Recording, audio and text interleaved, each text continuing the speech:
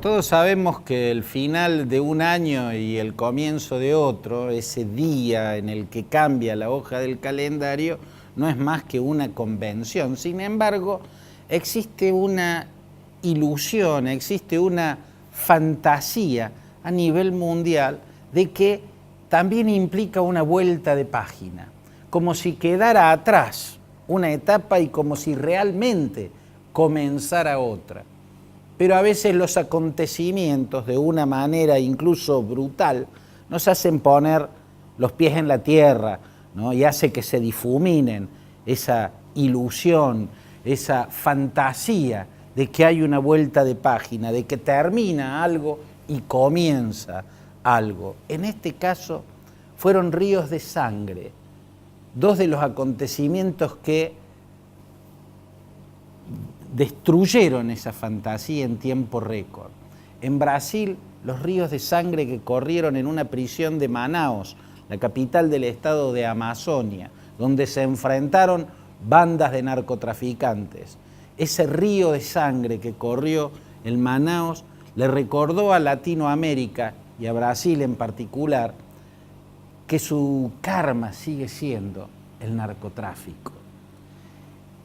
Y otros dos ríos de sangre, uno que corrió por Bagdad y otro que se derramó hasta las aguas del Bósforo, donde había una discoteca, la más top de la ciudad de Estambul, y un yihadista que entra y ametralla a los chicos que bailaban y deja casi medio centenar de muertos. Esa sangre que se derramó en esa discoteca que está casi sobre las aguas del Bósforo, y la sangre que se derramó por un coche bomba en un mercado de la populosa Sadr City, en el corazón de Bagdad, la capital de Irak. Sadr City es el distrito de los chiitas que viven en la capital iraquí y lleva el nombre de Muhammad Sadiq al-Sadr, que fue un clérigo chiita asesinado por el régimen de Saddam Hussein.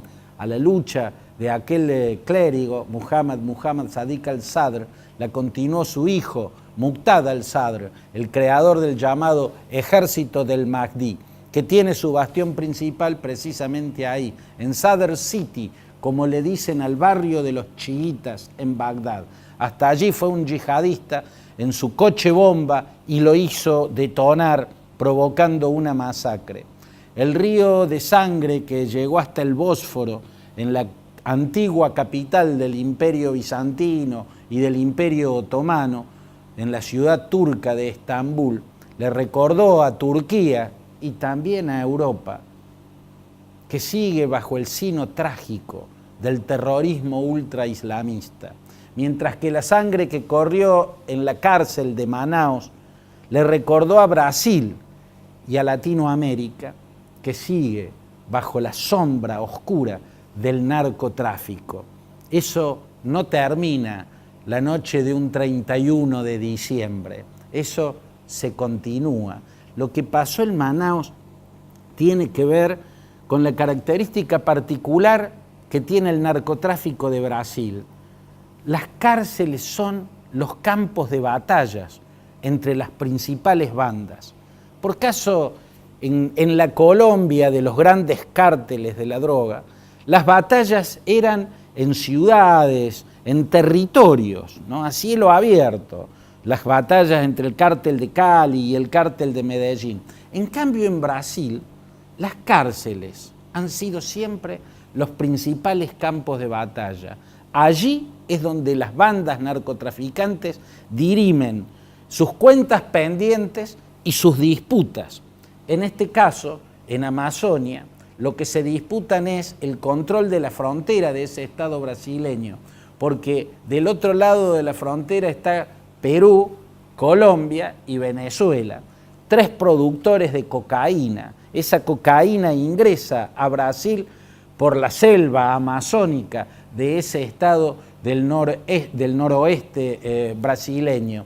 Entonces estaban disputando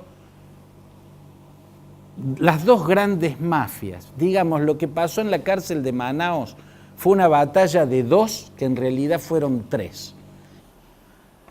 Las dos fuerzas que se enfrentaron directamente en el penal de Manaos fueron el primer comando de la capital, PCC, ¿no?, que tiene su base, su bastión en la ciudad de Sao Paulo, contra la familia do Norte. La familia do Norte es una mafia que solo existe en el estado de Amazonia, mientras que el PCC ya tiene presencia en 22 estados brasileños. Miren que Brasil tiene 27 estados, solo en 5 estados no está presente el PCC, una de las bandas narcotraficantes más poderosas. Y acá lo enfrentó y el grueso de las pérdidas fueron del PCC. Ganó esa mafia pequeña llamada Familia do Norte, que es la aliada en el estado de Amazonia del llamado Comando Vermelho. Por eso casi los 60 muertos que quedaron en esa trifulca pertenecen al PCC. Esta fue una embestida del Comando Vermelho contra el PCC, en un país donde siempre las mafias se enfrentan adentro de las cárceles. Casi que la historia del narcotráfico empieza en una cárcel, en la cárcel de Ilha Grande, ¿no?, en el estado de Río de Janeiro. Allí Cándido Méndez, que era un intelectual marxista, unió delincuentes comunes con miembros de la llamada Falange Vermelha. Vermelha en portugués quiere decir roja, ¿no? La Falange Roja era una organización militarizada de la izquierda, ¿no? Y uniendo a los presos políticos de la Falange Vermelha con delincuentes comunes, lo que quería Cándido Méndez, creando en esa cárcel el Comando Vermelho, era crear una fuerza que luchara contra la dictadura militar que había en Brasil en esos años. Sin embargo, cuando llegó la década del 80, que fue también la década del oro blanco, ¿no?, la década marcada por el boom de la cocaína, el Comando Vermelho se convierte en una banda narcotraficante. Y ahí aparece un líder que es todo un personaje, Fernandinho Beiramar. En realidad se llamaba Luis Fernando da Costa, pero fue rebautizado con el nombre Beiramar, que es el nombre de la favela carioca, donde él empezó a crear su imperio, que llegó a ser tan vasto que lo llamaban el emperador de Río de Janeiro.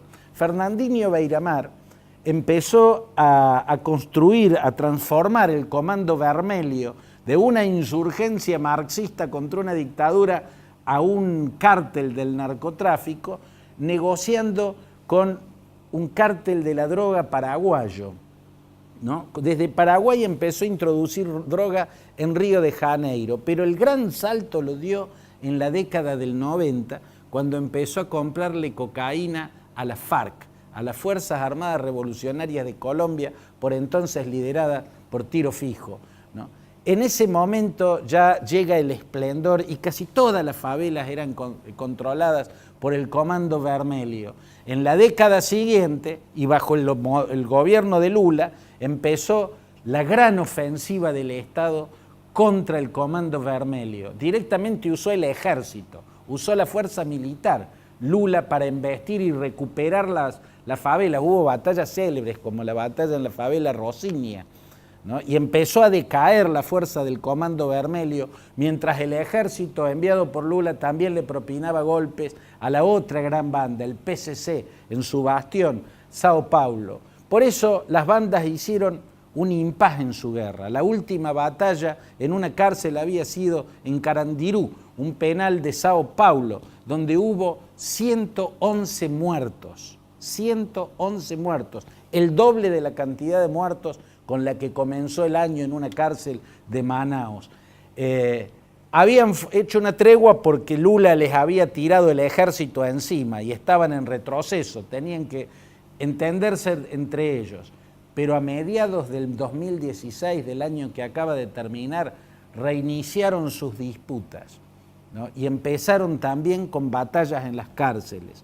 Hubo batallas en varias cárceles, en Roraima, en Rondônia, en el estado de Acre, y el comienzo del 2017 con esta masacre monstruosa, que se parece a una película de Tarantino, que se parece a esas sangrías que pueblan la película Bandas de Nueva York que hizo Scorsese.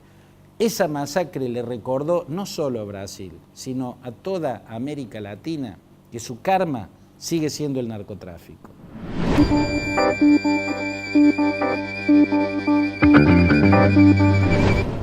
Para la Argentina en particular, por lo menos en la mente de los argentinos, lo principal es la economía. ¿Podrá resolverse la cuadratura de círculo que quedó en la economía argentina y que hasta ahora el gobierno de Macri ha fracasado bastante ruinosamente en poder revertir? ¿Cuál es esa cuadratura de círculo? Mire, yo en una hipersimplificación lo planteo en estos términos. Hay etapas en las que hay un mundo comprador y etapas en las que hay un mundo vendedor. Cuando Argentina está frente a un mundo comprador de sus commodities, tiene que aprovechar ese momento porque va a ser un momento excedentario. Y los momentos excedentarios en los países manejados lógicamente se aprovechan para efectuar todas las reformas y todas las modernizaciones que hagan falta para darle siempre la mayor competitividad al Estado y a la economía nacional. O sea, los momentos en que tenemos un mundo comprador son momentos excedentarios y los momentos excedentarios son aquellos adecuados para efectuar las reformas. A la década kirchnerista le tocó un mundo comprador. Tuvo excedentes inmensos, pero no los aprovechó para hacer las reformas que se deben hacer y que hacen los países lógicos en los momentos excedentarios. Entonces dejó una cuadratura de círculo, porque al gobierno que le siguió le tocó un mundo vendedor. Y cuando el mundo es vendedor, lo que tiene que hacer el Estado es exactamente lo contrario a lo que debía hacer cuando el mundo es comprador. Como terminó la etapa excedentaria, lo que tiene que hacer un gobierno es cuidar el mercado interno y tratar de estimular el mercado interno para que no se caiga la producción. Si el mundo no nos compra, el mercado interno es el único, entonces hay que cuidarlo, hay que estimularlo para que la producción no caiga. Fracaso total del gobierno de Macri en ese intento. No fue ortodoxo, no aplicó un ajuste ortodoxo, pero evidentemente fracasó el mantener o por lo menos sostener el nivel de consumo. El gran desafío ahora es reequilibrar lo que se le había desequilibrado y resolver una cuadratura de círculo cuya solución nadie la tiene del todo en claro. Sobre el final del programa, después de un corte muy breve, vamos a seguir homenajeando a ese querido amigo que yo tuve personalmente y que Córdoba también tuvo, aunque a veces no se diera cuenta, ese hombre que tenía mucho amor al arte, que se llamaba Lorenzo Samper, y que buscando arte en Europa para traerlo y compartirlo con los cordobeses, encontró fatídicamente la muerte. Después del corte, nuestro homenaje al querido Lorenzo Samper.